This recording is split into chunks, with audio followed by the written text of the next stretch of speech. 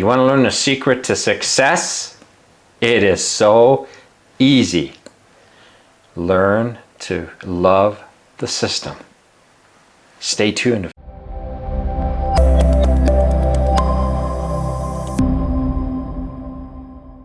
Hey, this is Frank Thomas from Wealth Generation Strategies. I talk all about different things you can do in your life to increase your wealth knowledge, earn more. Hey, it's always good to earn more. Today I'm going to be talking about learning how to love the system. A lot of what I'm going to be talking about stems from a book called The E-Myth Revisited. It was written by a fellow named Michael Gerber, and it's a fantastic book. I actually recommend purchasing the Audible version of it and listening to it through Audible. Not a sponsor, but I did really enjoy the Audible version because it's actually Michael Gerber talking his book through. And he brings so much emotion to the book. It's a much better read. I've actually purchased it and read the book since, but he brings out a lot of really interesting and important facts, way more than I can present in a quick video. But let's get into it here. Got a little saying here. Nothing big ever gets done unless we have a plan with goals, but more importantly, systems to accomplish those goals. You'll find that putting together systems, or other people call them processes, to get things done allows them to kind of streamline through the weeds of life and get to their goal faster. And that's the whole idea behind having systems. So to start, we need to learn how to develop systems. Believe it or not, you already have an innate built-in talent on learning how to build systems around processes and things like that. And we call them habits. Now, how do you form a habit? By doing it over and over again.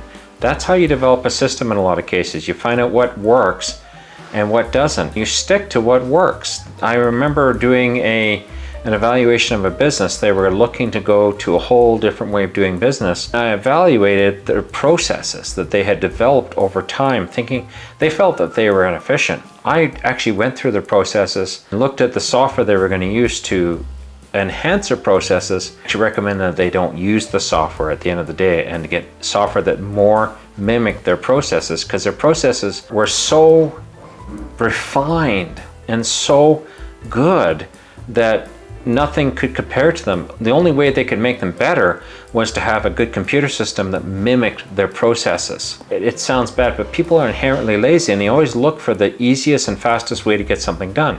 But that's a good thing, because what happens is you look for the easy and fast way to get things done, and it usually is the best way to get things done, and you can build a good process around that. So the next step is to actually have strict timelines to get things done.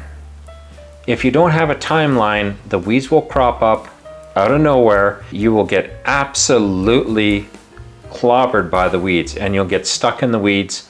The weeds are all the problems you're going to run into. Oh, there's this. Oh, there's that.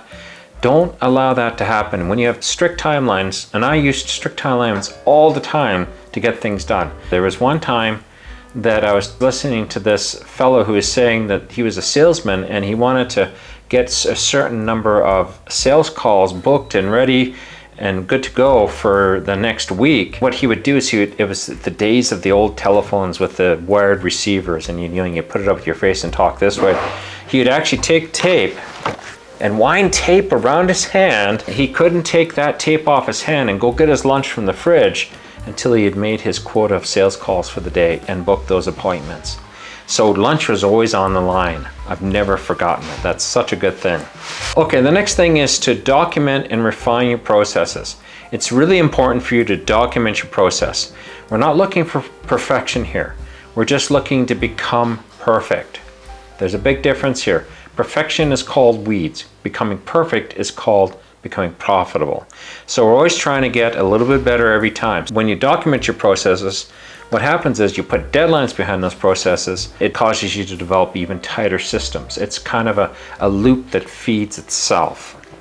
Okay, the fourth point here. One thing that I have found that has really helped me more than anything else is when I set up a process or a system, I make sure that I've set it up in such a way that I can gang work, or I can bundle work that it's all the same.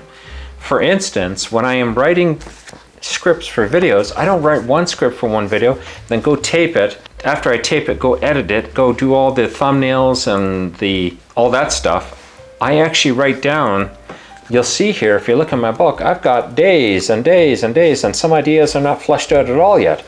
But I have 2 weeks of ideas, and I'm continuously writing new ideas in my book.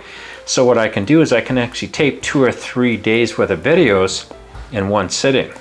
I find it helps me greatly. Then I'll turn around and I'll edit all those videos in one sitting too. Like in 1 or 2 sittings, I'll just run through them all. I find it puts me into a mindset for that particular thing, because every different part of the process requires a little different piece of creativity inside of you. When I'm sketching my ideas out for my videos, it's one kind of inspiration and one kind of creativity.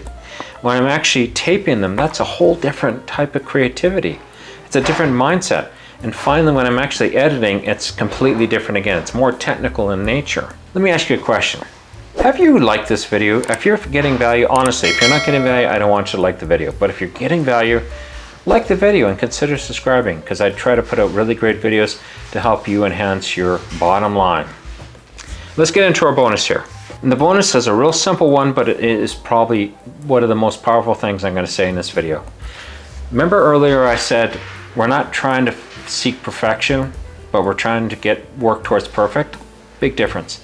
The trick here is seek ways to make things 1% better every time. Not 100%, but 1% better every time. That way, you're going to get better and better and better at doing that task. Just 1%. It's something we can accomplish just for today. And that's perfect. Because what happens is when it becomes part of our process and we write it down and we go, oh, when I do this, I got to do this. I got to make sure I do this. What happens is as we get better and our processes tighten up and we get 1% better, whatever we do is 1% better every time. And if you cut, like in my case, I'm doing YouTube videos. If I do 100 videos, it stands to reason that after 100 videos, I'll be at least 100% better. And that's what I'm shooting for. Hope you guys enjoyed this. Hey, I've got a really great video showing up right now that talks about when things go wrong. Be sure to check it out. It will help keep you out of trouble when things do go wrong. We'll see you there.